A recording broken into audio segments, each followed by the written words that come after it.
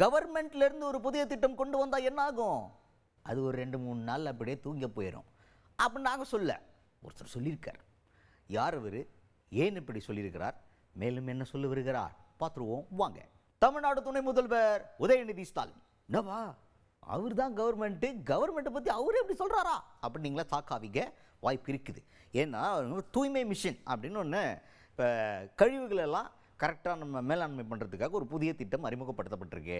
அந்த திட்டத்தை பற்றி பேசுகிறார் துவக்கி வச்சுட்டு. இந்த மாதிரி வந்து ஃபஸ்ட்டு பண்ண போகிறோம் அப்படின்னு சொல்லிட்டு பேசும்போது அவர்கிட்ட என்ன கேட்குறாங்கன்னா, சார் இந்த மாதிரி சூப்பரான ஒரு திட்டம் கொண்டு வந்திருக்கீங்க, இதை ப்ரைவேட் கம்பெனி அப்புறமா வந்து தனித்தனியாக எல்லாருடைய மக்களுடைய வீடுகளுக்கெல்லாம் கொண்டு போய் சேர்க்கறதுக்கு ஏதாவது பிளான் வச்சுருக்கீங்களா? உங்களுடைய அஃபிஷியல்ஸ்க்கு நீங்கள் அறிவுரை கொடுத்துருக்கீங்களா அப்படின்னு செய்தியாளர்கள் கேள்வி கேட்குறாங்க. அப்போ அவர் என்ன சொல்கிறார் அப்படின்னா, அவர் வந்து இதுக்கு முன்னாடி பேசும்போது ஒரு முக்கியமான பாயிண்ட் சொல்கிறார். இந்த மாதிரி திட்டங்கள் எல்லாம் புதுசாக கொண்டு வருவோம், ஆனால் 2 நாள் 3 நாள் அந்த திட்டம் வேலை செய்யும், அதுக்கப்புறம் பார்த்தா பொசுக்குன்னு போயிடும். அந்த மாதிரி இந்த திட்டம் இருந்துடக்கூடாதுங்கிறதுக்காக முதல்ல எங்கள் சைட்லேருந்து ஆரம்பிக்கிறோம் அப்படின்னு ரொம்ப பொறுப்பாக பேசியிருக்கார். அவங்க சைட்லன்னா என்ன, government office, government college, government hospital, government schools, இந்த மாதிரி இடங்கள்லாம் இந்த திட்டத்தை தூய்மை மிஷன் இந்த திட்டத்தை கொண்டு போய் அந்த கழிவுகளெல்லாம் கரெக்டாக மேனேஜ் பண்ணி அதை வந்து ஒரு மாற்றமாக மக்கள்கிட்ட காட்டி கவர்மெண்ட்டே மாறுது, உங்களாலையும் மாற முடியுங்க அப்படின்னு நம்பிக்கை கொடுத்து அந்த நம்பிக்கையின் வாயிலாக மக்களை மாற்ற முடியும் அப்படின்ற ஒரு நம்பிக்கையை இந்த இடத்துல விளக்கி பேசியிருக்காரு.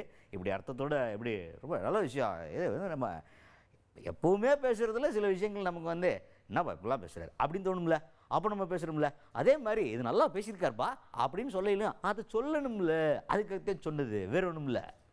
இப்போதைக்கு ஃபஸ்ட்டு அரசு அலுவலகங்கள் இது இங்கே வந்து ஒரு 10 வருஷமாக வந்து நிறையா குப்பைகள் இருக்குது எல்லாமே. அது வந்து நான் இப்போ தப்புன்னு சொல்ல மாட்டேன், இது வந்து ஒரு நெக்லிஜென்ஸ், அவ்வளோதான். இது டெய்லியும் யாரும் பண்ண முடியாது.